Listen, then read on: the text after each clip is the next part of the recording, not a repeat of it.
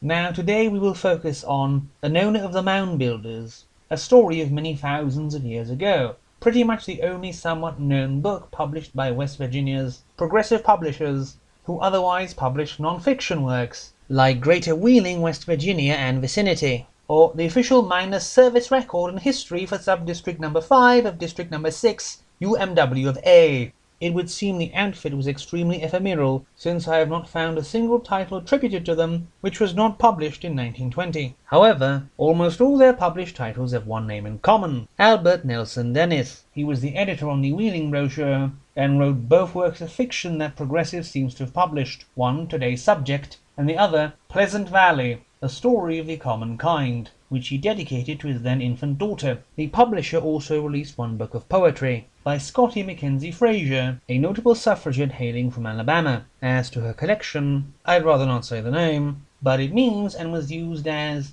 a bundle of sticks bound together as fuel. The second author of Anona, who seems the lesser of the two authors, as he did not even contribute to the foreword, was someone called J. Clarence Marple, a name otherwise completely unattested. In the intro, Dennis says that one of them spent 30 years researching the subject, and that the other spent at least 3 years doing the same, and that it's probably the first fictional story concerning the Mound Builders, which it isn't, by the way. And one has to wonder if it were not better to write a more factual treatment, because regardless of how much they know about the Mound Builders, one thing they don't seem to know is how to write. Also, in his recent book, The Mound Builder Myth, Fake History and the Hunt for a Lost White Race, Jason Colavito rightly pointed out that there was ample research material available at the time, and during those 30 years of study, yet somehow Dennis and Marple seem to have missed all of it in order to spin a yarn about the Mound Builders as a fair white race menaced by, quote, black savages. According to the story, these had been waging a war against the Inonese or Mound Builders for many years before the story's beginning.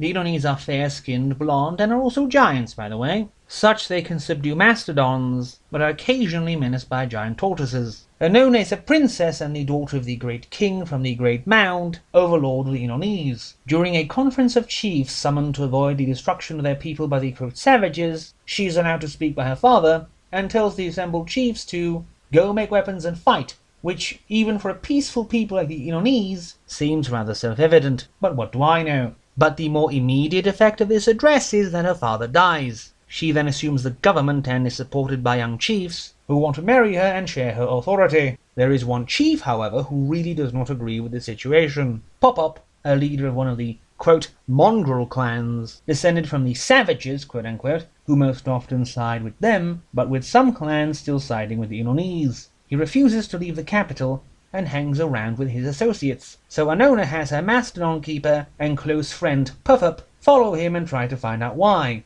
Then during a festival, Anona disappears and is gone for almost the entire book, only reappearing 150 pages later. Pop-Up seizes the rulership for several years, being very cruel, either enslaving the people to build roads, or having anyone who opposes him disappear. Fearing competition, he sends his messengers to observe Foot-Foot, Anona's nephew, in order to see if he will challenge his authority. But Foot-Foot fools them into thinking his military force is very poor. Foot-Hoof meanwhile sends his men, and the young chief Faroraf, to try and find the missing princess. During his travels, Foot-Hoof seems to become so enlightened, he temporarily has a third eye when he returns to his tribe from his travels. He says he is blessed, and none can defeat him, as the third eye will appear upon his forehead whenever in battle. Eventually, Anona is discovered in a cave nearby the spot where her mastodon refused to move from. After Pop-Up's defeat, the book ends with the princess, absent for over half a decade, forbidding the people to worship their own deities, and instead ordering them to worship the one true god, love,